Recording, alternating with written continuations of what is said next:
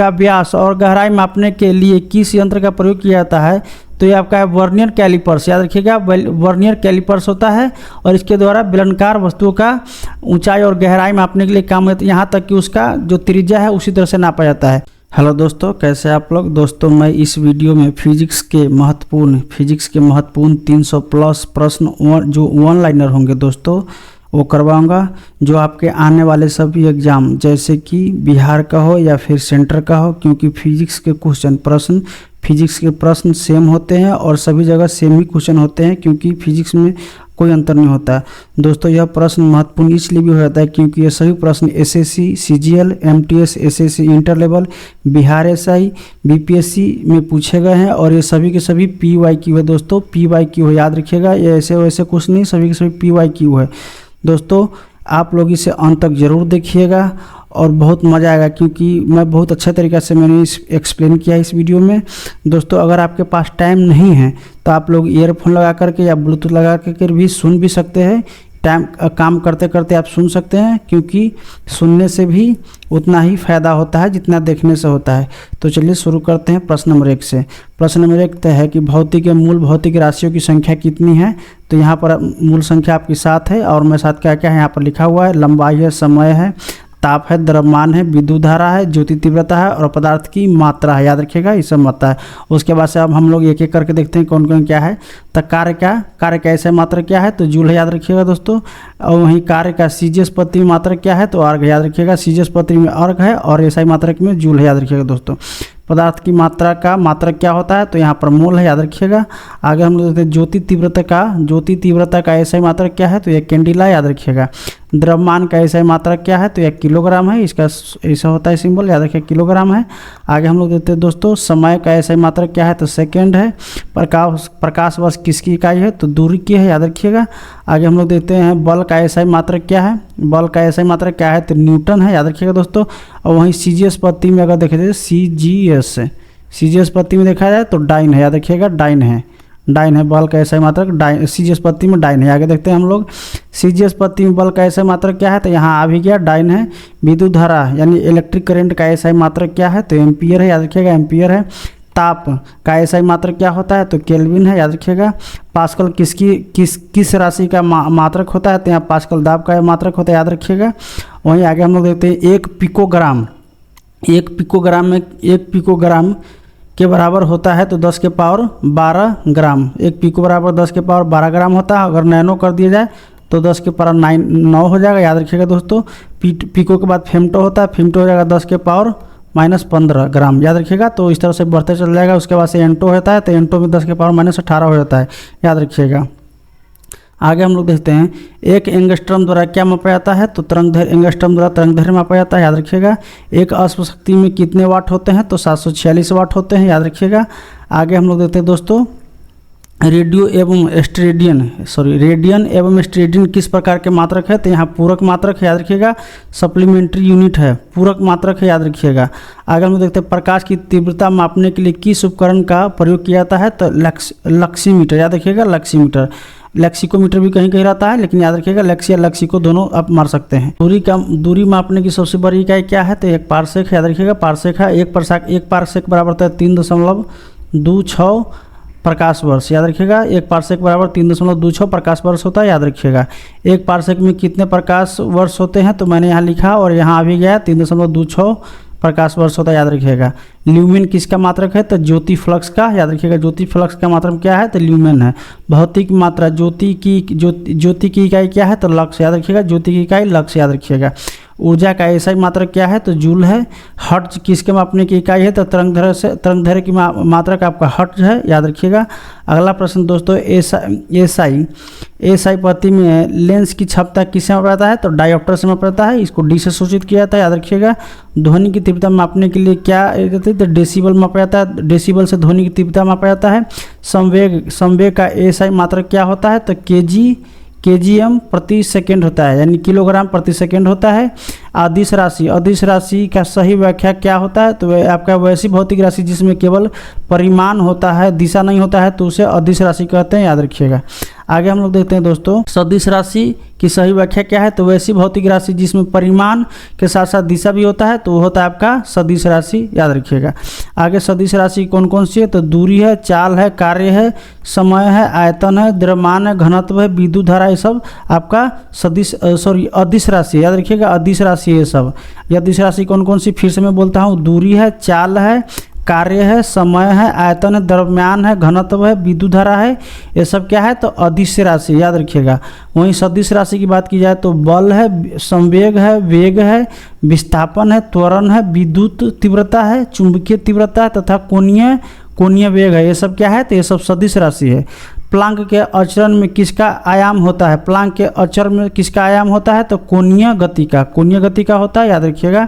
आगे हम लोग देखते हैं दोस्तों, यदि किसी चलती हुई वस्तु के वेग को दुगुनी कर दी जाए तो क्या होगा? तो उसकी गतिज ऊर्जा 4 गुनी हो जाएगी, याद रखिएगा। ये सब पूछता है प्रश्न। अगला प्रश्न हम देखते हैं, न्यूटन की गति के प्रथम नियम के अन्य किस नाम से जाना जाता है? तो जड़त्व के नियम से जाना जाता है, न्यूटन के प्रथम गति के नियम से। बाकी सब क्वेश्चन आगे आएंगे, मैं एक्सप्लेन क्या करूंगा, सब आते जाएंगे, मैं आपको बताता चला जाऊंगा। किसी भी स्थिर या गतिशील वस्तु की स्थिति और दिशा में तब तक कोई परिवर्तन नहीं होता है जब तक उस पर कोई बाह्य बल सक्रिय नहीं होता। यह न्यूटन का कौन से नियम है? तो न्यूटन के गति का प्रथम नियम है, याद रखिएगा। और इसी नियम को आपका जड़त्व के नियम भी कहते हैं, आप लोग याद रखिएगा। आगे हम लोग देखते हैं, न्यूटन के किस नियम में बल की परिभाषा मिलती है? तो न्यूटन के गति के प्रथम नियम से ही बल की परिभाषा मिलता है, याद रखिएगा। प्रत्येक क्रिया के बराबर विपरीत दिशा में एक प्रतिक्रिया होती है, न्यूटन की कौन से नियम है? तो आपका न्यूटन की तृतीय नियम है। और रॉकेट भी इसी नियम पर काम करता है, रॉकेट जो हम लोग अंतरिक्ष में छोड़ते हैं या इसी नियम पर काम करता है। किसी पिंड के उस गुणधर्म को क्या कहते हैं जिससे वह सीधी रेखा में विराम में एक समान गति की स्थिति में किसी भी परिवर्तन का विरोध करता है? तो ये आपका जड़त्व है। और जड़त्व कौन सा? न्यूटन के प्रथम नियम से, याद रखिएगा। अगला हम लोग देखते हैं, गाड़ी खींचता हुआ घोड़ा किस बल के कारण आगे बढ़ता है? पृथ्वी द्वारा घोड़े के पैरों में आरोपित बल के द्वारा, पृथ्वी द्वारा घोड़े के पैरों में आरोपित बल के द्वारा। और ये जड़त्व के नियम से ही सब प्रतिपादित होता है दोस्तों, याद रखिएगा। क्यूसेक में क्या मापा जाता है? तो जल का बहाव क्यूसेक में मापा जाता है। आप लोग कभी सुनते ही होगा, बाढ़ आता है तो इतना क्यूसेक छोड़ दिया गया पानी, डैम से इतना क्यूसेक छोड़ दिया गया, तो वो सब क्यूसेक में ही मापा जाता है। कार्य किसका गुणनफल होता है? तो बल और विस्थापन का गुणनफल होता है आपका कार्य। बल किसका गुणनफल होता है? तो द्रव्यमान और त्वरण का गुणनफल होता है आपका बल, याद रखिएगा। वहीं प्रतिरोधक का एसआई मात्रक क्या है? प्रतिरोधकता का एसआई मात्रक क्या है? तो ओम मीटर है, ओम मीटर है प्रतिरोधकता का एसआई मात्रक। गैसों के दाब को मापने में किस उपकरण का प्रयोग होता है? तो यहाँ पर आता है मैनोमीटर, याद रखिएगा। गैसों के दाब को मापने में किस उपकरण का प्रयोग होता है? तो मैनोमीटर का, याद रखिएगा। सोने की शुद्धता को मापने के लिए किस यंत्र का प्रयोग किया जाता है? तो आपको कैरेटोमीटर, याद रखिएगा। स्थित ऊर्जा किसका गुणनफल होता है? स्थिति ऊर्जा किसका गुणनफल होता है? तो यहाँ आपका है द्रव्यमान, गुरुत्वीय त्वरण और ऊंचाई। द्रव्यमान, गुरुत्वीय त्वरण और ऊंचाई का गुणनफल होता है स्थित ऊर्जा। आगे हम लोग देखते हैं चुंबकीय फ्लक्स का एसआई मात्रक क्या होता है? तो आपका है वेबर या वोल्ट, याद रखिएगा, वेबर या वोल्ट। व्यक्ति पृथ्वी की सतह की तुलना में चंद्रमा की सतह पर अधिक ऊंचाई पर क्यों उछल सकता है? क्योंकि चंद्रमा पर गुरुत्वाकर्षण का कारण पृथ्वी की तुलना में कम होता है, यानी चंद्रमा पर गुरुत्वाकर्षण पृथ्वी की तुलना में आपका कम होता है, वहाँ पर 1/6 होता है, याद रखिएगा। आगे हम लोग देखते हैं, ठंडे के मौसम में अत्यधिक ठंड पड़ने पर पानी की पाइप फट जाती है, क्योंकि पानी के जमने के बाद पानी का आयतन बढ़ता है। ये तो आप लोग याद ही रखिएगा, VVI क्वेश्चन है। विद्युत धारा की तीव्रता मापने में किस यंत्र का प्रयोग होता है? तो आमीटर का, याद रखिएगा। वायु तथा गैस की भार तथा घनत्व मापने में किस यंत्र का प्रयोग होता है? तो एरोमीटर, याद रखिएगा, एरोमीटर। आगे हम लोग देखते हैं दोस्तों, वायुमंडलीय दाब मापने में किस यंत्र का प्रयोग होता है? तो आपका है बैरोमीटर। वायुमंडलीय दाब मापने के लिए बैरोमीटर का प्रयोग होता है। नेफ्रोस्कोप यंत्र का इस्तेमाल किस लिए किया जाता है? तो यहाँ पर वायुमंडल में उपस्थित बादलों की गति, दिशा, ये सब जानने के लिए नेफ्रोस्कोप का प्रयोग होता है, याद रखिएगा। आगे हम लोग देखते हैं, किसी वस्तु में उत्पन्न आयतन के परिवर्तन को मापने के लिए किस यंत्र का प्रयोग होता है? तो आपका है डाइलेक्टोमीटर, याद रखिएगा, डाइलेक्टोमीटर। VVI प्रश्न है। आगे है, वायुमंडल की आर्द्रता मापने में किस यंत्र का प्रयोग किया जाता है? तो आपका हाइग्रोमीटर है, याद रखिएगा। दोस्तों, अगर आप इस चैनल पर नए हैं तो प्लीज़ सब्सक्राइब जरूर कीजिएगा।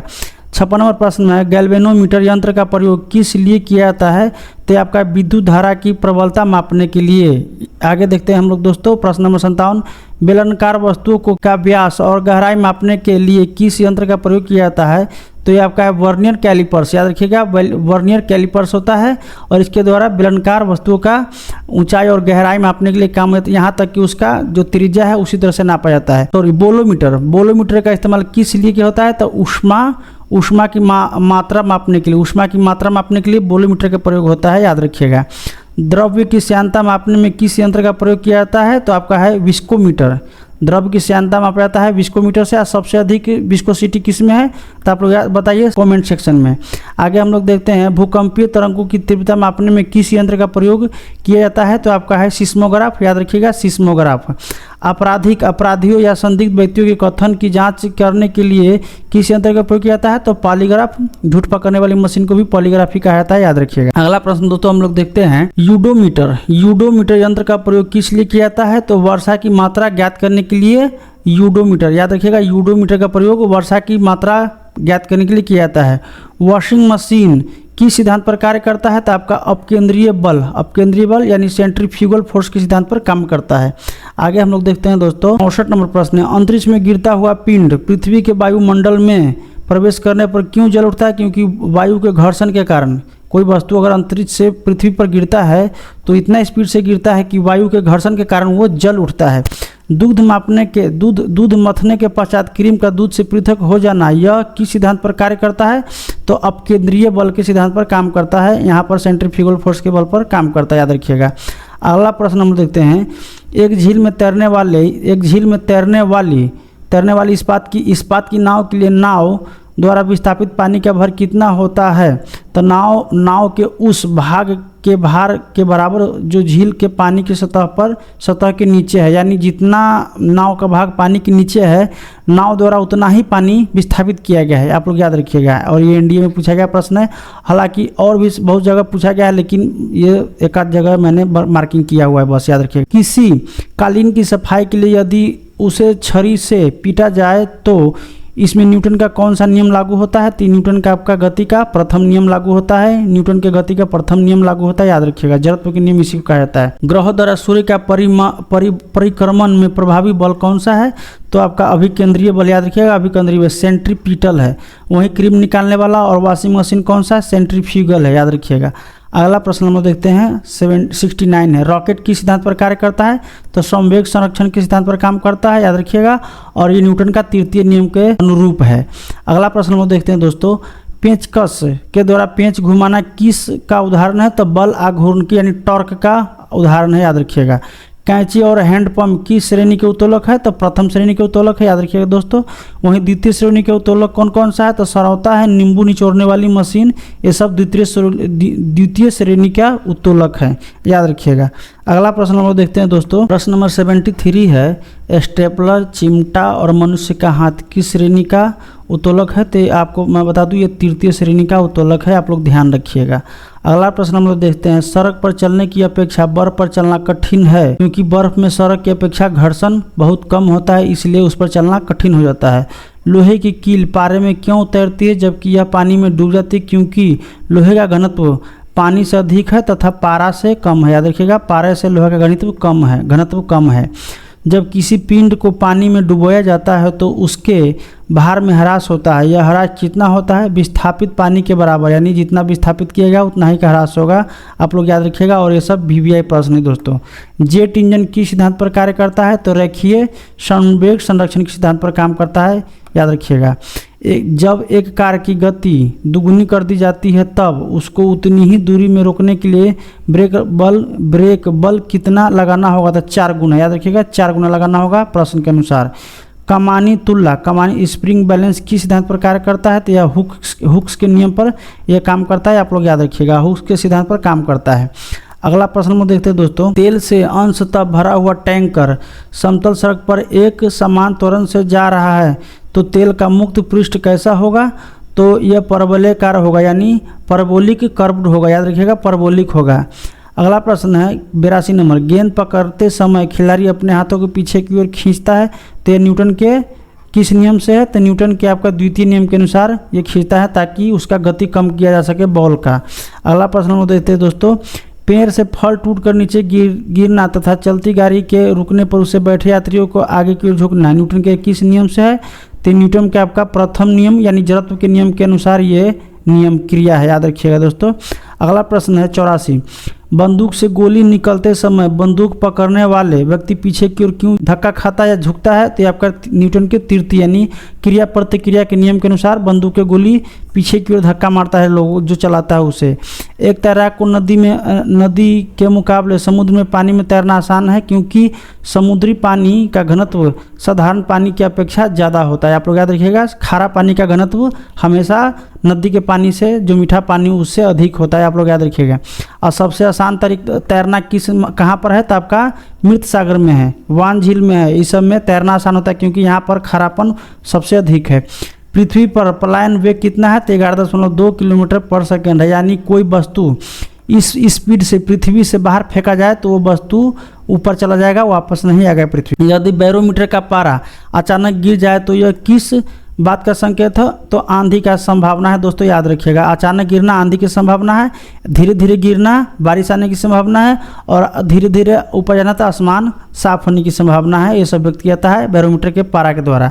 बांध के नीचे दीवार मोटी बनाई जाती है क्योंकि गहराई बढ़ने के साथ साथ द्रव का दाब भी बढ़ता है, इस वजह से बांध की दीवार नीचे वाली मोटी बनाई जाती है, नहीं तो वो टूट जाएगा क्योंकि नीचे ज़्यादा दाब होता है। बर्फ के दो टुकड़ों को आपस में दबाने पर टुकड़े आपस में चिपक जाते हैं, दाब अधिक होने पर बर्फ का गलनांक घट जाता है। VVI क्वेश्चन है दोस्तों, याद रखिएगा इसे। अगला प्रश्न हम लोग देखते हैं, दलदल में फंसे व्यक्ति को लेट जाने की सलाह दी जाती है क्योंकि क्षेत्रफल अधिक होने से दाब कम हो जाता है। वहीं अगर क्षेत्रफल कम हो जाएगा तो दाब अधिक हो जाएगा और वो नीचे चला जाएगा। उदाहरण के लिए अगर कोई सुई को किसी कपड़ा में हम लोग जोर लगा के धंसाते हैं तो आसानी से धंस जाता है। वहीं अगर किसी मोटे नोक जिसमें नोक ना हो, जिसका क्षेत्रफल ज़्यादा हो आगे से, तो उसको धंसाएंगे तो नहीं धंसेगा आसानी से। तो यही इसका उदाहरण है। आगे हम लोग देखते हैं, रेल की पटरी के नीचे लकड़ी या कंक्रीट की चौड़ी पट्टी लगाई जाती है क्योंकि ताकि रेलगाड़ी के द्वारा लगाया गया दाब कम हो जाए, उसका दाब बिखर जाता है यानी फैल जाता है। पहाड़ों पर कभी कभी व्यक्तियों के नाक या मुंह से खून निकलने लगता है क्योंकि ऊंचाई बढ़ने के साथ साथ वायुमंडलीय दाब घट जाता है, जिस वजह से शरीर का दाब अंदर ज़्यादा होता है और बाहर की तरफ आने लगता है, उसमें ब्लड। और हवाई जहाज में फाउंटेन पेन से स्याही बाहर निकल जाती है क्योंकि ऊंचाई बढ़ने से वायुमंडलीय दाब कम जाता है, इस वजह से पेन बाहर की तरफ रिस जाता है। अंतरिक्ष यात्री निर्वात में सीधे खड़े क्यों नहीं हो सकते हैं, तो यहाँ पर गुरुत्वाकर्षण की अनुपस्थिति के कारण यहाँ सीधा खड़ा नहीं हो सकते हैं। अगला प्रश्न हम देखते हैं, पृथ्वी के चारों ओर परिक्रमा कर रहा कृत्रिम उपग्रह पृथ्वी पर डैश के कारण नहीं गिरता है, तो त्वरण के कारण यानी एक्सीलरेशन के कारण, तेज घुमाव होता है उसके वजह से वो नहीं गिरता है। आगे हम लोग देखते हैं 96 नंबर प्रश्न है, एक भू उपग्रह जियो सैटेलाइट किस बल के प्रभाव से अपने कक्ष में निरंतर गति करता है, तो अपकेंद्रीय बल के कारण दोस्तों, याद रखिएगा, सेंट्रीफ्यूगल फोर्स के कारण।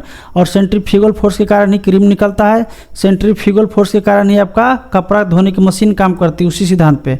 चंद्रमा की सतह पर पलायन वेग पृथ्वी की सतह के अपेक्षा कितना होता है, तो कम है यानी 1/6 है, अभी हम लोग देखे थे। अगला प्रश्न है, प्रेशर कुकर में खाना कम समय में पक जाता है क्योंकि अधिक दाब के कारण उबलते पानी का तापमान जल्दी बढ़ जाता है। अगला प्रश्न हम देखते हैं, यांत्रिक ऊर्जा को विद्युत ऊर्जा में कौन परिवर्तित करता है, तो आपका डायनेमो है। यांत्रिक ऊर्जा को विद्युत ऊर्जा में कौन परिवर्तित करता है, तो डायनेमो, याद रखिएगा। प्रकाश वोल्टेज सेल का प्रयोग से सौर ऊर्जा का रूपांतरण करने में किसका उत्पादन होता है, तो यहाँ पर विद्युत ऊर्जा है, याद रखिएगा। यानी सीधा सीधा बात है कि प्रकाश ये वोल्टेज सेल सूर्य ऊर्जा को कौन सी ऊर्जा में परिवर्तित करता है, तो विद्युत ऊर्जा में। और इसमें कौन सी प्रक्रिया होती है, तो रासायनिक प्रक्रिया होती है, याद रखिएगा। अगला प्रश्न हम देखते हैं, भूमध्य रेखा से ध्रुव की ओर जाने पर जी का मान क्या होता है, तो बढ़ेगा। जी के मान भूमध्य रेखा से जी की ओर जाएगा तो बढ़ेगा, और भूमध्य रेखा की तरफ आइएगा तो घटेगा। पृथ्वी के किस स्थान पर पिंड का भार सर्वाधिक होगा, तो यहाँ पर ध्रुव पर होगा, सबसे अधिक सबसे कम होगा ध्रुव पर। 103 नंबर प्रश्न है, यदि किसी वायु की परतों को नंगन कर दिया जाए तो एक समान आकार के लकड़ी, लोहा, मोम के टुकड़ों को जब समान ऊंचाई से पृथ्वी गिराया जाता है तो क्या होगा, तो सभी एक साथ धरती पर गिरेंगे क्योंकि यहाँ पर वायु को नगन कर दिया गया क्योंकि वायु ही प्रतिरोध करता है। अगला प्रश्न है, चंद्रमा की सतह पर पलायन वेग पृथ्वी की अपेक्षा क्या है, तो यहाँ पर चंद्रमा क्योंकि चंद्रमा का त्रिज्या पृथ्वी की त्रिज्या से कम है, इसलिए वहाँ पर पलायन वेग पृथ्वी से कम है।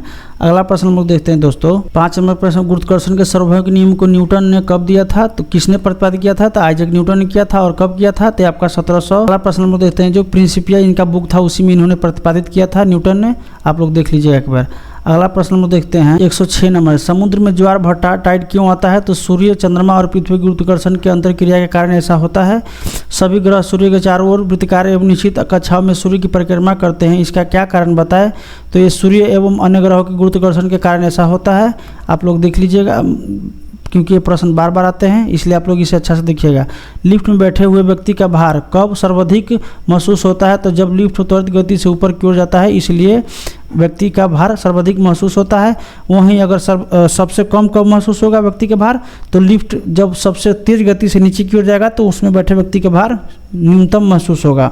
अगला प्रश्न हम देखते हैं तुल्यकार्य यानी जियो सिंक्रोनस सैटेलाइट का अवर्धित काल कितना होता है, यानी परिक्रमण काल, तो 24 घंटा होता है, याद रखिएगा। और ये कितना 36,000 किलोमीटर की दूरी पर होता है, याद रखिएगा 36,000 किलोमीटर की दूरी पर यह जियो सिंक्रोनस सैटेलाइट डाला जाता है। और इस तरह के सैटेलाइट से संचार सैटेलाइट होते हैं। 110 नंबर प्रश्न, यदि पृथ्वी और सूर्य के बीच की दूरी दुगुनी होती है तो सूर्य द्वारा पृथ्वी पर गुरुत्वाकर्षण बल कितना लगाएगा, तो वर्तमान बल का 1/4 हो जाएगा, याद रखिएगा।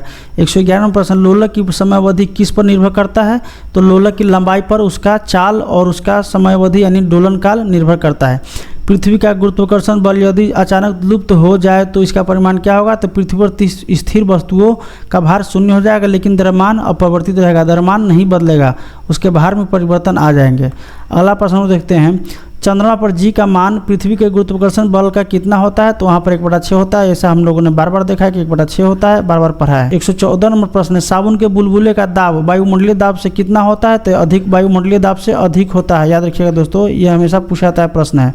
गाड़ियों में स्वचालित हाइड्रोलिक ब्रेक किस सिद्धांत पर काम करता है, तो यह पास्कल के सिद्धांत पर नियम पर काम करता है, यानी गाड़ी में हो या फिर कहीं भी हो जहाँ पर भी हाइड्रोलिक आ जाता है वो पास्कल के नियम पर काम करता है, याद रखिएगा। जल का अपेक्षिक घनत्व किस तापमान पर सर्वाधिक होता है, तो यहाँ पर 4 डिग्री सेल्सियस पर सबसे अधिक जल का तापमान होता है, आप लोग याद रखिएगा। अगला प्रश्न हम देखते हैं और जल का घनत्व सबसे कम कब होता है, यहाँ पर प्रश्न यहाँ पर है जल का घनत्व सबसे कम कब पर होता है, तो यहाँ पर होता है आपका 0 डिग्री सेल्सियस पर घनत्व सबसे कम होता है, याद रखिएगा। अगला प्रश्न हम लोग देखते हैं बर्फीले क्षेत्रों में शीतकाल में जब झील की ऊपरी सतह पानी की बर्फ में बदल जाता है तो फिर उसके अंदर जीव कैसे रहते हैं, ये प्रश्न यही है मुख्य रूप से, क्योंकि पानी का घनत्व 4 डिग्री सेल्सियस पर सबसे अधिक होता है, इस कारण झील के भीतर पानी नहीं जमता है और उसी वजह से झील के अंदर जीव जिंदा रहते हैं। अगला प्रश्न हम देखते हैं नदी से समुद्र में प्रवेश करने पर किसी जहाज पर क्या प्रभाव पड़ेगा, तो जहाज हल्का सा ऊपर उठ जाएगा, क्योंकि नदी की अपेक्षा समुद्र के जल का घनत्व अधिक होता है, इस वजह से वहाँ पर जहाज हल्का सा ऊपर उठ जाएगा। किसी वस्तु की मात्रा बदलने पर उसके घनत्व पर क्या प्रभाव पड़ता है, तो वस्तु की मात्रा बदलेंगे तो वस्तु की घनत्व पर कोई परिवर्तन नहीं होगा, यानी अपरिवर्तित होगा। अगला प्रश्न हम देखते हैं पृष्ठ तनाव का क्या कारण होता है, तो अणुओं के मध्य संसंजक बल होता है और इसी कारण से कोई वस्तु आपस में चिपकते हैं। जैसे अगर शीशा को धोते हैं तो उसके ऊपर शीशा एक दूसरा चिपक जाता है, तो पृष्ठ तनाव के कारण ही चिपक जाते हैं। पृष्ठ तनाव को घटा दी जाए तो कपड़ा आसानी से साफ होता है और अपमार्जक यानी साबुन सर्फ जो होता है अगर हम सर्फ में डालते हैं तो पानी के पृष्ठ तनाव को कम कर देते हैं, इसी वजह से कपड़ा जल्दी साफ होता है। गर्म पानी का पृष्ठ तनाव कम होता है और इसी वजह से हम लोग को सूप हो या चाय हो ये सब अधिक टेस्टी लगता है, क्योंकि वो जीभ पर अधिक क्षेत्र में फैलता है। अगला प्रश्न हम देखते हैं 121 नंबर तेल जल के पृष्ठ पर क्यों फैल जाता है, पृष्ठ तनाव जल से कम होता है, याद रखिएगा। वर्षा की बूंदे गोलाकार क्यों होता है, तो यहाँ पर जल का पृष्ठ तनाव के कारण होता है, याद रखिएगा। पृष्ठ तनाव अधिक होता है, इस कारण से वर्षा का जल गोल हो जाता है। जल की तुलना में वायु में गति करना सरल क्यों होता है, क्योंकि जल की श्यानता वायु से अधिक होता है, याद रखिएगा। अगला प्रश्न हम देखते हैं दोस्तों समुद्र में प्लवन करते वक्त जब बर्फ पिघलती है तो पानी का स्तर कोई परिवर्तन नहीं होता है, क्योंकि बर्फ का पिंड पानी की सतह से हमेशा 1/9 भाग ऊपर उठा रहता है, इसी वजह से वो पानी में कोई परिवर्तन नहीं ला पाता। यहाँ तक कि अगर गिलास में भी कहे तो गिलास में भी यही नियम लागू होता है दोस्तों, याद रखिएगा। कहीं भी कहे बर्फ़ के बारे में तो आप लोग याद रखिएगा 1/9 हमेशा ऊपर होता है, इसी वजह से पानी में कोई परिवर्तन नहीं होता है। दिए में मिट्टी के तेल का बत्ती के जरिए ऊपर चढ़ने का क्या कारण होता है? तो केशिकत्व के गुण के कारण ये ऊपर चढ़ते हैं, याद रखिएगा। और इसी कारण से किसानों का खेत जल्दी सूख जाता है। इसी वजह से किसान खेत को जल्दी जोतते हैं ताकि उनका खेत न सूखे और केशिकत्व का जो सिलसिला है वो टूट जाए, यानी रंध्र जो है वो टूट जाए। 26 नंबर प्रश्न है, अपमार्जक मिलाने पर जल का पृष्ठ तनाव पर क्या प्रभाव पड़ता है? तो जल का पृष्ठ तनाव घट जाता है। अपमार्जक मतलब सर्फ साबुन होता है और इसी वजह से कपड़ा साफ होता है और धोता है। फाउंटेन पेन किस सिद्धांत पर काम करता है? तो आपका केशिकत्व के सिद्धांत पर काम करता है। और ये पहले का पेन होता था जिसमें इंक डाला जाता था और उसी वजह से वो काम करता था, लेकिन अब वो सिद्धांत, अब वो पेन नहीं रहा, अब तो बॉल पेन हम लोग यूज करते हैं। तो याद रखिएगा, क्वेश्चन तो आते ही हैं। समुद्र तल पर एक वायुमंडलीय दाब का कितना मान होता है? तो 1.013 × 10⁵ पास्कल के बराबर होता है, आप लोग याद रखिएगा। अगला प्रश्न दोस्तों हम लोग देखते हैं, जल से भरी बाल्टी को हिलाकर छोड़ देने पर कुछ समय पश्चात जल अपने आप स्थिर हो जाता है, क्यों? तो ये श्यानता के कारण होता है दोस्तों, क्योंकि जल में श्यानता होता है, इस वजह से वो आपस में स्थिर, कुछ देर के बाद वो स्थिर हो जाता है। धातु की शुद्धता ज्ञात करने के लिए क्या प्रयोग किया जाता है? किस सिद्धांत का? तो आर्किमिडीज के सिद्धांत का प्रयोग किया जाता है धातु की शुद्धता ज्ञात करने में, याद रखिएगा। अगला प्रश्न दोस्तों, जल से निकलने पर शेविंग ब्रश के बाल आपस में किस कारण से चिपक जाते हैं? तो यहाँ पर भी काम आएगा, वही पृष्ठ तनाव के कारण ही चिपक जाते हैं। अगला प्रश्न है 32 नंबर, वाहनों में स्नेहक का प्रयोग क्यों किया जाता है? तो घर्षण कम करने के लिए प्रयोग किया जाता है। स्नेहक मतलब हो गया आपका मोबिल ऑयल या फिर ग्रीज, ये सब स्नेहक लुब्रिकेंट कहलाता है। किसी वस्तु की सतह के लंबवत लगने वाले बल को क्या कहते हैं? तो प्रणोदक यानी थ्रस्ट कहते हैं, याद रखिएगा। पृथ्वी तल से किस न्यूनतम वेग से प्रक्षेपित किए जाने पर कोई रॉकेट पृथ्वी के गुरुत्वाकर्षण को पार करके अंतरिक्ष में चला जाएगा? तो इस प्रश्न का उत्तर आपका यहाँ ये है, देख सकते हैं 11.2 किलोमीटर पर सेकेंड है।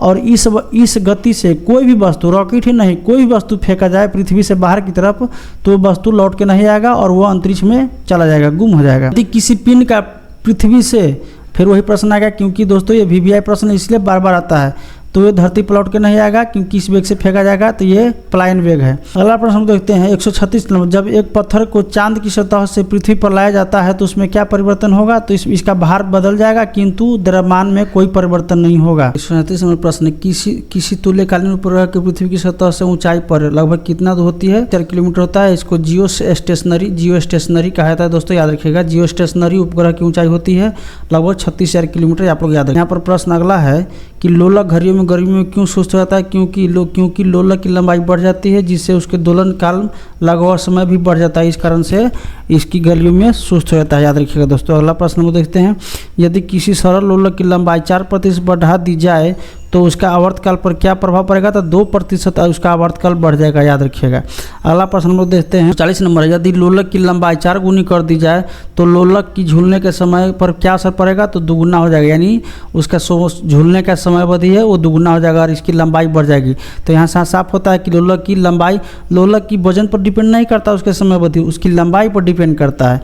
अगला प्रश्न हम लोग देखते हैं, पेंडुलम की चाल पर ले जाने पर उसकी समय अवधि पर क्या प्रभाव होगा? तो उसका समय अवधि बढ़ जाएगा। साबुन के द्वारा सतहों को साफ करने के सिद्धांत को किस पर आधारित है? तो पृष्ठ तनाव पर आधारित है, यानी साबुन डाल दिया जाता है किसी पानी में तो उसका पृष्ठ तनाव कम जाता है, इस वजह से वो साफ होता है। एक व्यक्ति पूर्णतः चिकने बर्फ के क्षैतिज समतल के मध्य में विराम स्थिति में है, न्यूटन के किस नियम का प्रयोग करके वह अपने आप को तट तक ला सकता है? तो ये आपका हो जाएगा आपका न्यूटन के तीसरे नियम के अनुरूप है, क्योंकि वो जैसी क्रिया करेगा उसके प्रतिक्रिया में वो तक आ जाएगा। 143 नंबर प्रश्न है, जब शुद्ध जल में डिटर्जेंट डाला जाता है तो जल का पृष्ठ तनाव घट जाता है, याद रखिएगा, पृष्ठ तनाव घट जाता है। श्यानता की इकाई क्या है? तो यहाँ पर पॉइज है, डेका पॉइज भी कहीं कहीं रहता है, याद रखिएगा, लेकिन सीधा पॉइज भी आता है। डेका पॉइज भी कहीं कहीं आप लोग याद रखिएगा, डेका पॉइज भी होता है, पॉइज भी होता है। अगला प्रश्न को देखते हैं, यदि केश नली का व्यास दुगुना कर दी जाए तो उसने चढ़ने वाले जल सतह की ऊंचाई डैश होगी तो आधी हो जाएगी, यानी केश नली की व्यास जैसे दुगुना कीजिएगा वो उसकी जल चढ़ने की ऊंचाई की सतह आधी रह जाएगी, जल की सतह की ऊंचाई आधी हो जाएगी। पानी में लोहे की सुई डूब जाती है लेकिन जहाज तैरता है, यह किस सिद्धांत पर काम करता है? तो आर्किमिडीज के सिद्धांत पर काम करता है दोस्तों, याद रखिएगा। एक तुल्यकालीन उपग्रह पृथ्वी के इर्द गिर्द किस दिशा में घूमता है तो पश्चिम से पूर्व की दिशा में घूमता है, आप लोग याद रखिएगा। अगला प्रश्न देखते हैं दोस्तों, वाहनों में लगे पहिए में बॉल बेरिंग का क्या कार्य है? तो स्थैतिक घर्षण को गतिज ऊर्जा में बदलना, यानी घर्षण कम करना मुख्य रूप से इसका काम है। इसका एसआई मात्रक क्या है? तो वाट है, याद रखिएगा। और इस समतुल्य किसका है? तो किलोग्राम मीटर स्क्वायर प्रति second square, Q second Q है, याद रखिएगा। अगला याद रखिए, अगला प्रश्न 150 नंबर है, पृथ्वी का प्लायन वेग कितना है? तो 11.2 किलोमीटर। अभी हम लोग बार बार देखें कई बार। 151 प्रश्न है, ऊर्जा का संरक्षण का क्या आशा है? तो ऊर्जा का ना तो नाश होता है और न इसका सृजन होता है और ना ही विनाश होता है, ये सिर्फ परिवर्तित होता है, याद रखिएगा। ऊर्जा का संवेग संरक्षण की ऊर्जा संरक्षण की आशा है कि यह सिर्फ परिवर्तन होता है, इसका नाश और विनाश और जनरेट नहीं किया जा सकता है। स्वचालित कलाई घड़ी में ऊर्जा कहाँ से मिलती है? तो हमारे हाथ के विभिन्न संचालन से इसको ऊर्जा मिलता है। एक भूस्थित उपग्रह अपने कक्षा में निरंतर गति करता है, यह अपकेंद्री बल के प्रभाव से होता है जो कि प्राप्त होता है पृथ्वी द्वारा उपग्रह पर लगाने वाले गुरुत्वाकर्षण के कारण। अगला प्रश्न देखते हैं, घड़ी के स्प्रिंग में भंडारित ऊर्जा होता है, तो स्थित ऊर्जा होता है भंडारित घड़ी की सुई में। वहीं आपको किसी डैम के अंदर पानी भरा, वहाँ पर स्थित ऊर्जा होता है, दोस्तों याद रखिएगा। चंद्रमा पर गुरुत्वाकर्षण नहीं है क्योंकि यहाँ पर परमाणु का प्लायन वेग उनके वर्ग माध्यम मूल्य से कम है, याद रखिएगा। अगला प्रश्न है, कोणीय संवेग किसके बराबर होता है? तो जड़त्व आघूर्ण के गुणे कोणीय वेग। कोणीय संवेग बराबर होता है जड़त्व आघूर्ण गुणे कोणीय वेग, याद रखिएगा दोस्तों आप लोग। 157 क्रिकेट की गेंद को किस कारण से मारा जाना चाहिए? एक बार फिर से पढ़ता हूँ, क्रिकेट की गेंद को किस कारण से मारा जाना चाहिए ताकि वह अधिकतम दूरी तक जा सके? किस कोण होगा दोस्तों, यहाँ कोण है, किस कोण से मारा जाना चाहिए? तो यहाँ आपको 36 से 45 डिग्री के कोण पर मारा जाना चाहिए, याद रखिएगा। 45 डिग्री के कोण से क्रिकेट को बॉल के मारने पर वो अधिकतम दूरी जाएगी। किसी भी पत्थर को भी फेंकने पर यही लगाइएगा दोस्तों, अगर किसी तरह के प्रश्न आता है तो वहाँ 45 डिग्री होता है। रात्रि दृष्टि उपकरण में प्रयोग की जाने वाली तरंगों कौन सी होती है? तो अवरक्त किरण होता है, इंफ्रारेड वेव होता है, जो आपको नाइट विजन कैमरा में प्रयोग किया जाता है। अगला प्रश्न हम देखते हैं दोस्तों, दृश्य प्रकाश का तरंग दैर्घ्य होता है आपको 390 से 750 नैनोमीटर के बराबर होता है, याद रखिएगा। अगला प्रश्न देखते हैं दोस्तों, कीड़ों तथा क्षति पहुंचाने वाले जीवों को घर से दूर भगाने के लिए किस तरंग का प्रयोग किया जाता है? तो आपका अल्ट्रासोनिक तरंग का प्रयोग किया जाता है कीड़ा वगैरह को भगाने के लिए। क्रिस्टल की संरचना ज्ञात करने के लिए किन उपकरणों का प्रयोग किया जाता है? तो यहाँ पर आपका एक्स किरण, याद रखिएगा। अगला प्रश्न हम लोग देखते हैं दोस्तों, दीर्घ रेडियो तरंग वायुमंडल की किस परत से परावर्तित होता है? तो आयन मंडल से रेडियो तरंग परिवर्तित होता है। और रेडियो तरंग की खोज किसने किया था? तो मार्कोनी, याद रखिएगा। कुलिज नलिका का प्रयोग कौन सी किरणें उत्पन्न करने के लिए किया जाता है? तो एक्स किरण को प्रयोग करने के लिए कुलिज नलिका का प्रयोग किया था। और इसकी खोज किसने किया था? तो रोंटगेन ने किया था। अगला प्रश्न दोस्तों, ध्वनि तरंग की प्रकृति कैसी होती है? तो अनुदैर्घ्य होती है। प्रकाश के कैसा होता है? तो अनुप्रस्थ होता है। अगला प्रश्न में देखते हैं, रेडियो टेलीविजन रडार टेलीफोन में किस तरंग का प्रयोग होता है? तो लघु रेडियो तरंग का प्रयोग होता है, दोस्तों याद रखिएगा। अगला प्रश्न है, रेडियो और टेलीविजन के प्रसारण में किस विद्युत चुंबकीय तरंग का प्रयोग होता है? तो दीर्घ रेडियो तरंग का प्रयोग होता है, आप लोग याद रखिएगा। अगला प्रश्न हम लोग देखते हैं, दीर्घ रेडियो तरंगों की खोज किसने की थी? तो मार्कोनी किया था, याद रखिएगा। वो अगला प्रश्न है, प्राश्रव्य तरंगों को सबसे पहले किसने सीटी बजाकर उत्पन्न किया था? तो गॉल्टन ने। इसे गॉल्टन की थ्योरी भी कहा था, याद रखिएगा। गॉल्टन ने सबसे पहले प्राश्रव्य तरंगों को सीटी बजाकर उत्पन्न किया था। अगला प्रश्न है दोस्तों, शिकार या बाधाओं को पता लगाने के लिए चमगादड़ या डॉल्फिन किस परिघटना का प्रयोग करते हैं? तो प्रतिध्वनि का निर्धारण यानी इको का प्रयोग करते हैं, दोनों याद रखिएगा। अगला प्रश्न है, पराबैंगनी किरणों अल्ट्रावायलेट रेडिएशन की खोज सबसे पहले किसने किया था?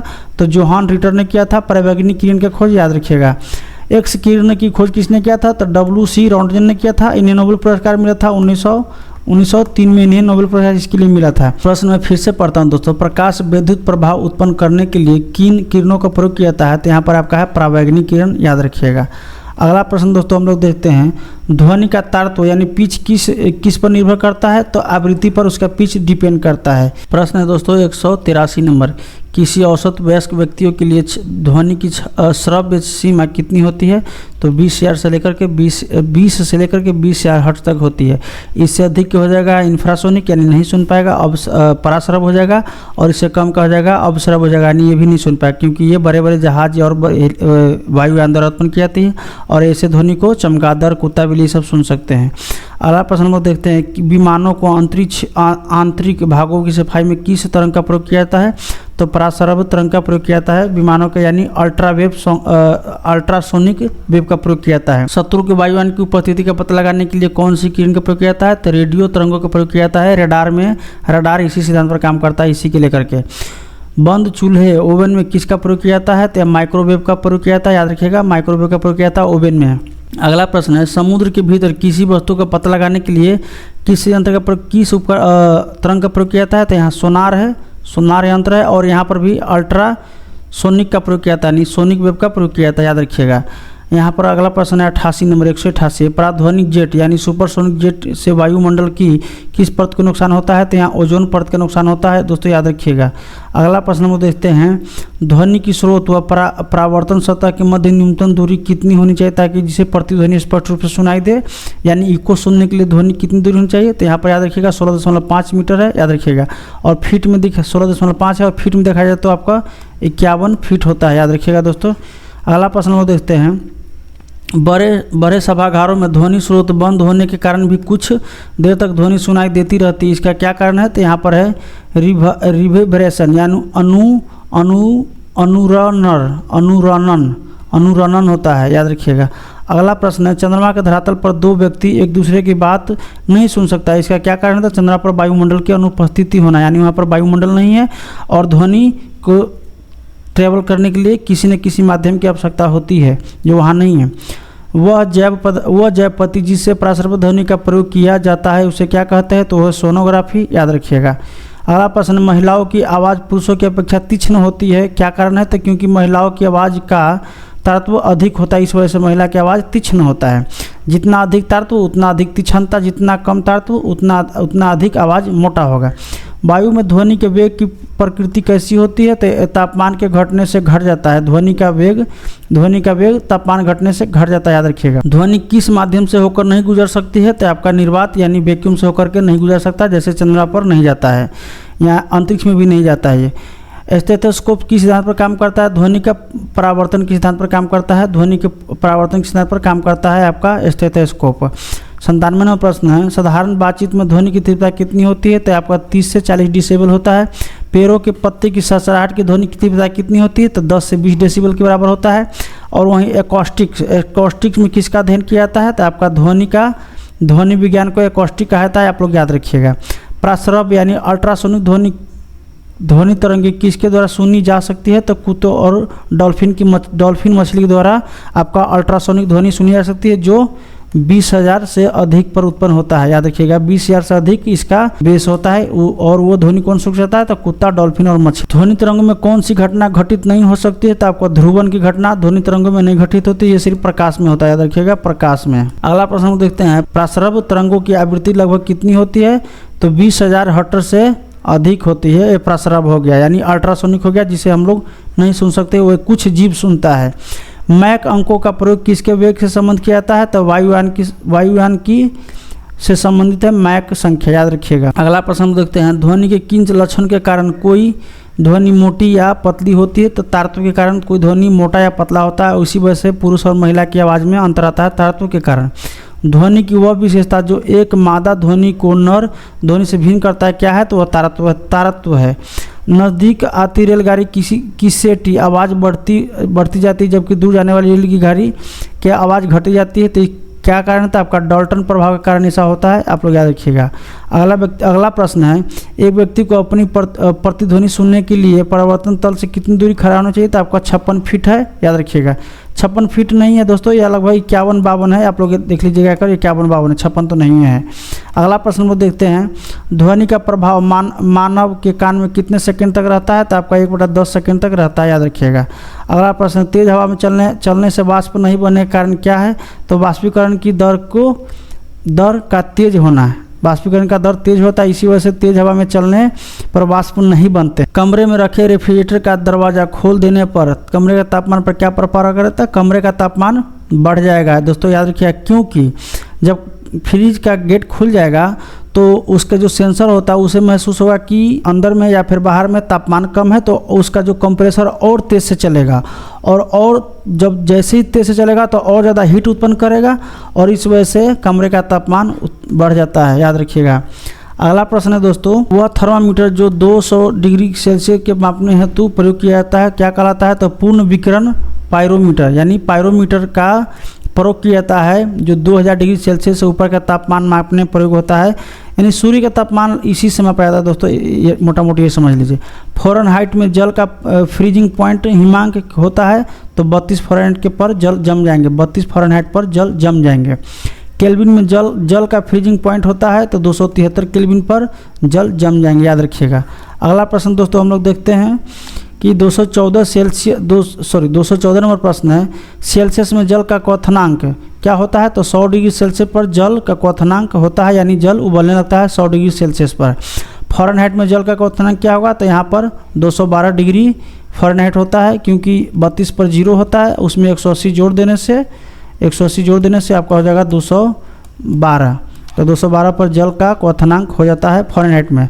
और वहीं केल्विन में 273 होता है आपका 0 डिग्री, और वहीं इसमें 100 जोड़ दे तो आपका हो जाएगा 373 डिग्री केल्विन, याद रखिएगा, जो बॉइलिंग पॉइंट है केल्विन में। रेफ्रिजरेटर में थर्मोमीटर का प्रमुख कार्य क्या है? तो एक समान तापमान को बनाए रखना रेफ्रिजरेटर में थर्मोस्टेट का काम है। रेफ्रिजरेटर में खाद्य पदार्थों को ताज़ा रखने हेतु कितना तापमान आवश्यकता है? तो -4 डिग्री सेल्सियस किसी खाद्य पदार्थ को स्वस्थ बनाए रखने के लिए आवश्यक है। अगला प्रश्न हम लोग देखते हैं, स्वस्थ मनुष्य के शरीर का तापमान सामान्य तापमान कितना केल्विन होता है? तो 310 केल्विन होता है स्वस्थ मनुष्य का तापमान। और फ़ारेनहाइट में कितना हो जाएगा आपका? 98.6 फ़ारेनहाइट होता है, याद रखिएगा दोस्तों। अगला प्रश्न, उबलते जल की तुलना में भाप से हाथ अधिक जलता है, इसका मुख्य कारण क्या है? तो क्योंकि भाप में गुप्त ऊष्मा अधिक होता है, यानी लेटेंट हीट अधिक होता है भाप में, इस वजह से भाप से जलना बहुत कष्टकारी होता है। शुष्क बैटरी में किन विद्युत उपघटकों का प्रयोग होता है? तो अमोनियम क्लोराइड और जिंक क्लोराइड का रासायनिक प्रतिक्रिया होता है शुष्क बैटरी में। पानी में किस चीज़ को मिलाने पर पानी का क्वथनांक बिंदु बढ़ जाएगा तथा हिमांक बिंदु घट जाएगा? तो साधारण नमक मिलाने से यह आपका क्रिया होने लगेगा। अगला प्रश्न में देखते हैं, 223 नंबर प्रश्न है, सेंटीग्रेड और फ़ारेनहाइट किस तापमान पर एक समान होंगे? तो आपको यहाँ -40 डिग्री फ़ारेनहाइट और -40 डिग्री सेल्सियस दोनों बराबर होंगे। शीशे की छड़ जब भाप में रखी जाती है तो क्या प्रभाव पड़ेंगे? तो छड़ की लंबाई बढ़ जाएगी, शीशे की छड़ की लंबाई बढ़ जाएगी भाप में रखने पर, वहीं अगर ठंडा में रखा जाए तो वहीं घट जाएगा। अगला प्रश्न हम देखते हैं, सर्दियों में लोहे के टुकड़े और लकड़ी के टुकड़े को छूने पर लोहा ज़्यादा ठंड महसूस होता है, क्योंकि लकड़ी की तुलना में लोहा ऊष्मा का अधिक सुचालक है, इस वजह से लोहा छूने में अधिक ठंड लगता है। पदार्थ की ऊष्माधारिता यानी थर्मल कैपेसिटी किस पर निर्भर करता है? तो पदार्थ की विशिष्ट ऊष्मा पर, याद रखिएगा दोस्तों। अगला प्रश्न है 227 नंबर, जब जल को 0 डिग्री सेल्सियस से 10 डिग्री सेल्सियस तक गर्म किया जाता है तब उसके आयतन पर क्या प्रभाव पड़ेगा? तो उसका आयतन पहले घटेगा और उसके बाद से फिर बढ़ना शुरू हो जाएगा, यानी 0 से 4 डिग्री सेल्सियस तक आयतन घट जाएगा और उसके बाद से फिर बढ़ना शुरू हो जाएगा। आगे हम लोग देखते हैं प्रश्न नंबर 228, किस दाब बढ़ने पर जल का क्वथनांक पर क्या प्रभाव पड़ेगा? तो जल का क्वथनांक बढ़ जाएगा अगर दाब बढ़ता है तो। कमरे में लगा हुआ वातानुकूलक एसी किसे नियंत्रित करता है? तो आर्द्रता को नियंत्रित करता है और तापमान को भी नियंत्रित करता है एसी, याद रखिएगा। आर्द्रता यानी ह्यूमिडिटी और टेम्परेचर दोनों को नियंत्रित करता है। 230 नंबर प्रश्न है, स्वचालित इंजनों में हिमरोधी के रूप में किस पदार्थ का प्रयोग किया जाता है? तो एथिलीन ग्लाइकॉल, याद रखिएगा, हिमरोधी का प्रयोग इसमें स्वचालित इंजनों में किया जाता है एथिलीन ग्लाइकॉल का। अगला प्रश्न है 231 नंबर, किस तरल का विशिष्ट ऊष्मा स्पेसिफिक हीट सर्वाधिक है? तो जल का। वहीं अगला प्रश्न है, जब बर्फ़ पिघलती हो तो उसके आयतन पर क्या प्रभाव पड़ता है? तो आयतन घट जाता है, याद रखिएगा दोस्तों, जैसे ही जल पिघलेगा तो उसका आयतन घट जाएगा। बर्फ़ का घनत्व कम होता है और पिघलने के बाद उसका घनत्व बढ़ जाता है। अगला प्रश्न हम देखते हैं, पसीने का हमारे शरीर में मुख्य कार्य क्या है? तो यह एक शरीर का तापमान नियंत्रण रखने में काम करता है, यानी शरीर का तापमान नियंत्रण करने में पसीने का मुख्य काम है। अगला प्रश्न हम देखते हैं दोस्तों, मिट्टी के घड़े में जल क्यों ठंडा रहता है? तो बाष्पीकरण के कारण, याद रखिएगा, बाष्पीकरण के कारण मिट्टी के घड़े में जल ठंडा रहता है। मोटर कार का रेडिएटर शीतलन तंत्र किस सिद्धांत पर कार्य करता है? तो संवहन सिद्धांत पर, याद रखिएगा, कन्वेक्शन थ्योरी पर काम करता है। विद्युत बल्ब में लगे तंतु को गलने से बचाने के लिए किस अणु प्रयोग किया जाता है? किसका? तो आपका संवहन, कन्वेक्शन का प्रयोग किया जाता है ताकि तंतु टूट न जाए विद्युत बल्ब में। थर्मल बोतल में पेय पदार्थ को कुछ समय तक उसी तापमान पर रखने के लिए उसकी दीवारों पर किस पदार्थ की परत लगाई जाती है? तो रजत परत यानी सिल्वर लेयर यानी कोटिंग किया जाता है। जो बोतल होता है जो ठंडा को ठंडा गर्म को गर्म रखता है उसके अंदर में सिल्वर लेयर का प्रयोग किया जाता है। बर्फ़ का अपने गलनांक पर पिघलना किस प्रक्रम का उदाहरण है? तो यह है समतापी प्रक्रम, याद रखिएगा। ऊष्मा किसका उदाहरण है? तो ऊर्जा का उदाहरण है आपका ऊष्मा। ऊष्मा एक ऊर्जा है। आदर्श गैस की आंतरिक ऊर्जा किस राशि पर निर्भर करता है? तो समतापी प्रक्रम पर, याद रखिएगा। अगला प्रश्न हम देखते हैं, 241 नंबर प्रश्न है। 1 किलो कैलोरी ऊष्मा कितने जूल कार्य के तुल्य है? तो आपका 4.18 × 10⁻³ जूल के बराबर 1 किलो कैलोरी है, याद रखिएगा दोस्तों। यानी 4.18 × 10⁻³ जूल कार्य के बराबर है 1 किलो कैलोरी। अगला प्रश्न है 242। सूर्य की ऊष्मा पृथ्वी तक किस रूप में पहुंचती है? तो आपका विकिरण के रूप में पहुंचती है दोस्तों, याद रखिएगा, रेडिएशन के रूप में पहुंचता है। गर्मियों में सफ़ेद कपड़ा पहनना अधिक आरामदायक होता है क्योंकि सफ़ेद कपड़ा ऊष्मा का अधिकांशतः भाग को परावर्तित कर देता है। जल का घनत्व किस तापमान पर अधिकतम होता है? तो 4 डिग्री सेल्सियस पर, अभी हम लोगों ने देखा था। यह 244 नंबर प्रश्न है। अगला प्रश्न है 245 नंबर। ऊष्म गति का प्रभाव नियम किस अवधारणा की पुष्टि करता है? यानी ऊष्म गतिकी का प्रथम नियम किस अवधारणा को पुष्टित करती है, यानी पुष्टि करता है? तो यह आपका है ऊर्जा संरक्षण का, याद रखिएगा दोस्तों, ऊर्जा संरक्षण का। अगला प्रश्न है दोस्तों, एथिल अल्कोहल किस तापमान पर जमता है? तो आपका -114 डिग्री सेल्सियस पर यह जमता है एथिल अल्कोहल, याद रखिएगा।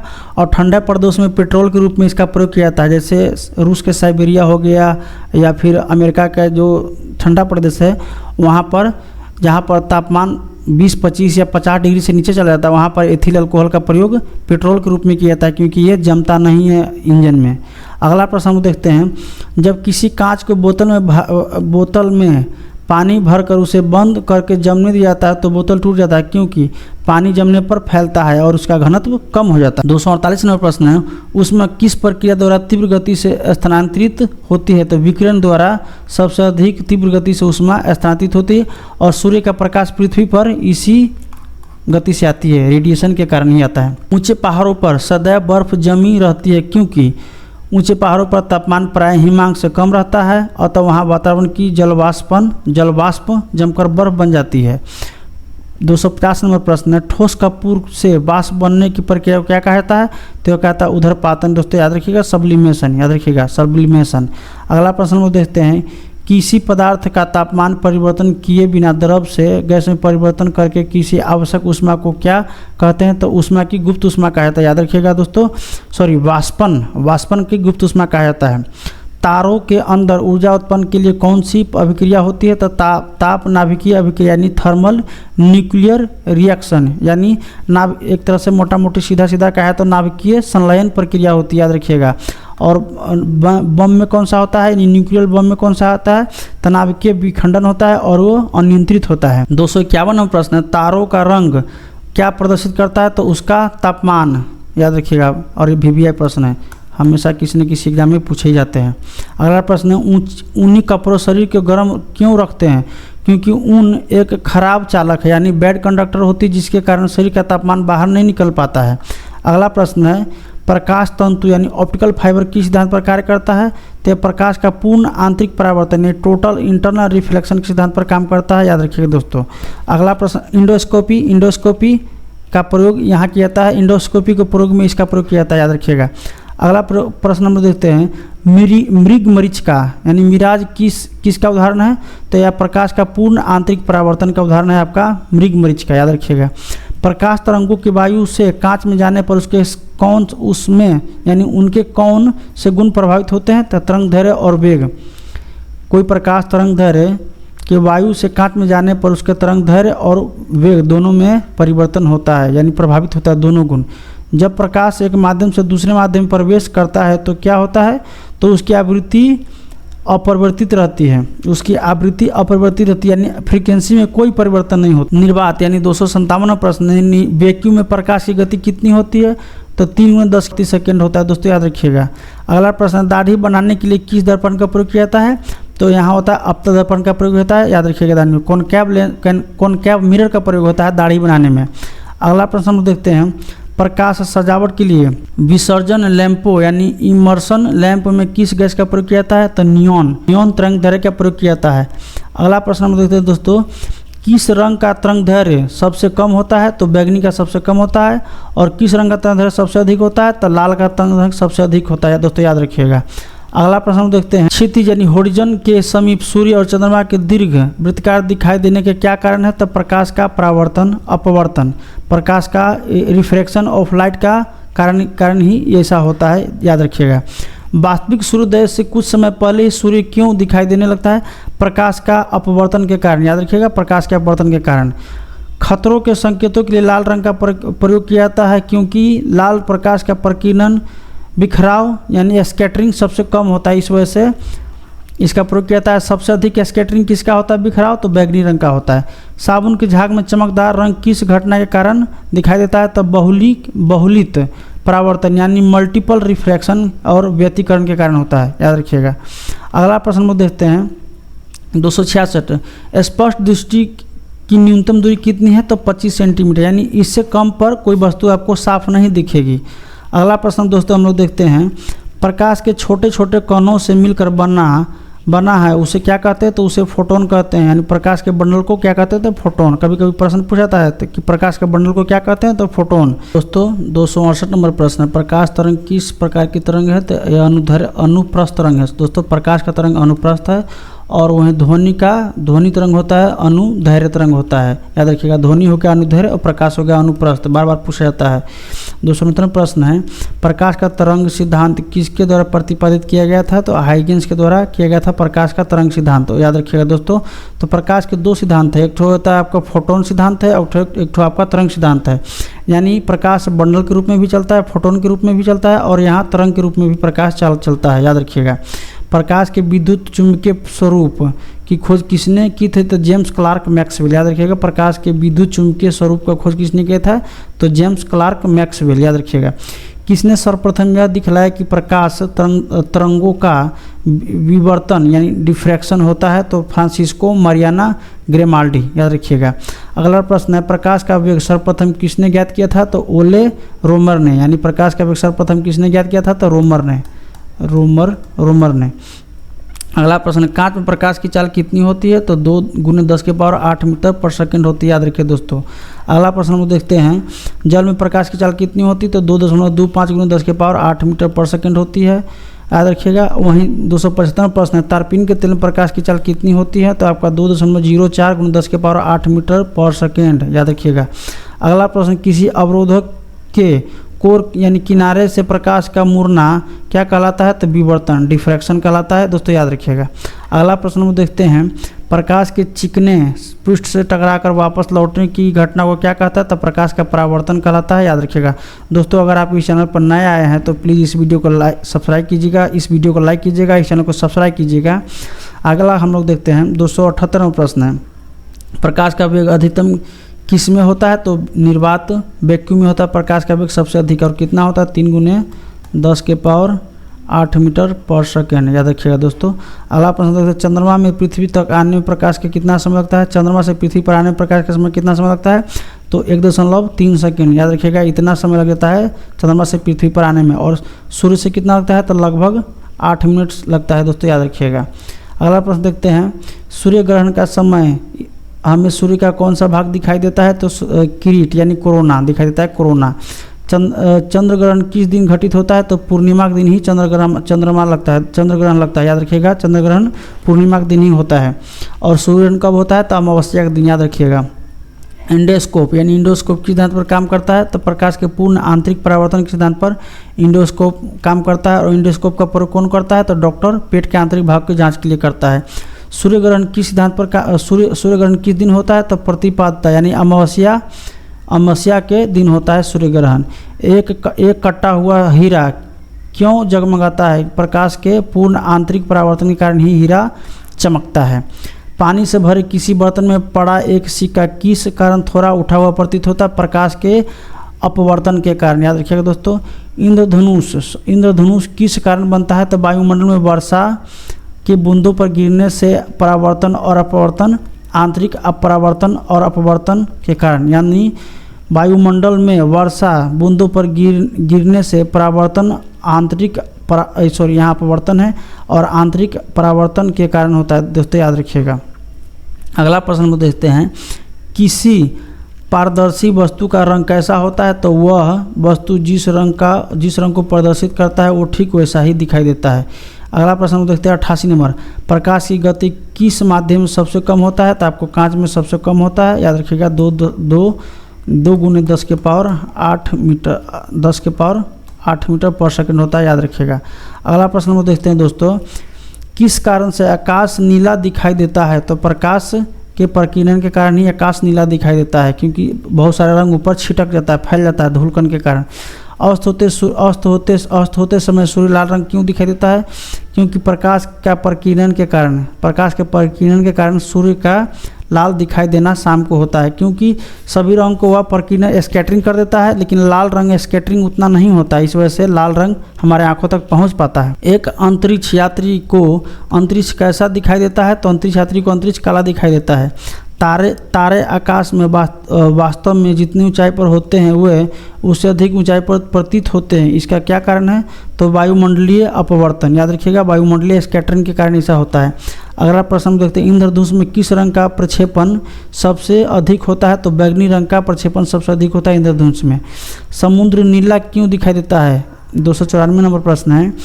आकाश के परावर्तन तथा जल के कणों द्वारा प्रकाश के प्रकीर्णन के कारण समुद्र नीला दिखाई देता है दोस्तों, याद रखिएगा। अगला प्रश्न है मानव अखंड दृश्य प्रकाश के किस तरंगदैर्घ्य के लिए सर्वाधिक सुग्राही होते हैं? तो आपका है 5500 एंगस्ट्रम यह प्रकाश की तरंगदैर्घ्य है तथा परमाणु के आकार को व्यक्त करने हेतु प्रयुक्त होता है, याद रखिएगा दोस्तों। अगला प्रश्न को देखते हैं। पीछे के वस्तु को देखने के लिए वाहनों में किस प्रकार का लेंस या दर्पण होता है? तो आपका उत्तल दर्पण होता है, याद रखिएगा। कॉन्वेक्स होता है, जो छोटे आकार में बहुत सारा वस्तु दिखा सकता है। पेरिस्कोप बनाने के लिए किस दर्पण को लेंस का प्रयोग होता है? तो यहाँ पर समतल दर्पण का प्रयोग होता है पेरिस्कोप बनाने में दोस्तों, याद रखिएगा। एक इलेक्ट्रॉनिक पुंज को फास्फोरस के कोटेड पर्दे पर फोकस कर प्रतिबिंब को पर्दे पर प्रदर्शित करना क्या कहलाता है? तो आपका रोस्टर स्कैन, याद रखिएगा दोस्तों, रोस्टर स्कैन कहलाता है। दूरदृष्टि दोष यानी हाइपरमेट्रोपिया निवारण के लिए किस लेंस का प्रयोग किया जाता है? तो दूरदृष्टि दोष में आपका उत्तल लेंस का प्रयोग किया जाता है और निकट दृष्टि दोष में अवतल लेंस का, याद रखिएगा दोस्तों। अगला प्रश्न 300 नंबर प्रश्न है। वे 3 प्राथमिक रंग कौन से जिनके मिश्रण से अन्य सभी रंग का निर्माण होता है? तो लाल, नीला और हरा, याद रखिएगा।